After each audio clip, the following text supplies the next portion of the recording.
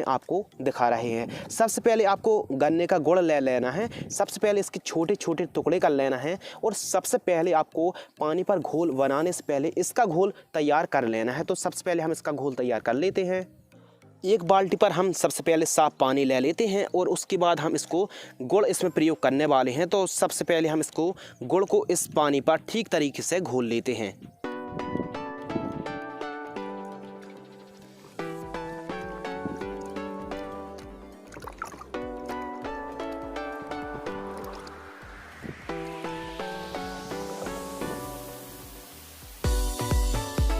दोस्तों गन्ने का गुड़ हमने पूरी तरह से घोल लिया है। आपको विधि पर विशेष ध्यान देना है। तो गन्ने का हमने गुड़ पहले घोल लिया है। किसान मित्रों आप क्लियर देख सकें, आप ये देख सकते हैं गन्ने का गुड़ हमने घोल लिया है और आप स्पेशल विधि पर ध्यान दीजिए। सबसे पहले बाल्टी पर हम मिक्स करते हैं ट्राइकोडर्मा। यदि हम 10 लीटर पानी ले रखा है तो नियम कहता है कि आप 5 से 10 ग्राम ट्राइकोडर्मा को ले लीजिए। हम सबसे पहले आप ये देख सकते हैं ये है ट्राइकोडर्मा, ये पाउडर फॉर्म में है। तो इसको हम ले लेते हैं और सबसे पहले हम बाल्टी पर इसको घोल लेते हैं।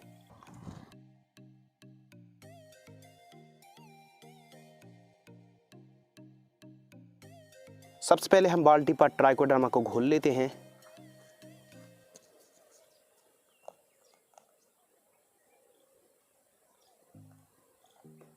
किसान मित्रों यह जो घोल है इसको केवल आप लकड़ी से ही चलाएं। तो इसको हम ठीक तरीके से पहले घोल लेते हैं।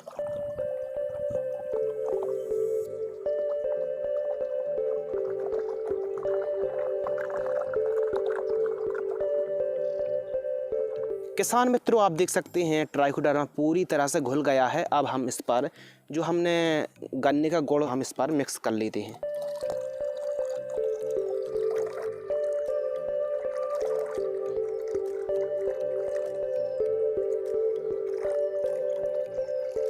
किसान मित्रों ध्यान से समझिए ट्राइकोडर्मा को और गुड़ को हमको ठीक तरीके से इन दोनों को पहले मिक्स कर लेना है ताकि अच्छे ठीक तरीके से कॉम्बिनेशन हो सके।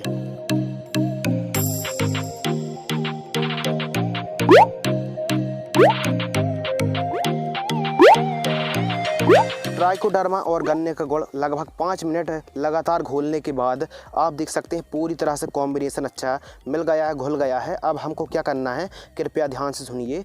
लगभग ठंड के दिनों पर या फिर गर्मियों के दिनों पर 3 से 5 दिनों तक आपको इसको ढक कर रखना है।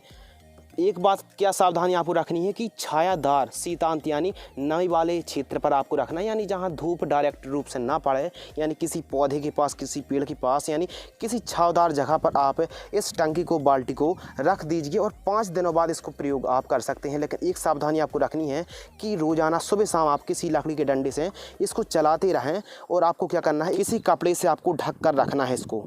किसान मित्रों विधि तो आपने समझ ली। अब बात करते हैं कि 1 एकड़ में यदि आप तैयार कर रहे हैं ट्राइकोडर्मा को मल्टीप्लाई कर रहे हैं तो आपको क्या करना है 200 लीटर की इस बाल्टी की जगह 200 लीटर की टंकी लेना है पानी की।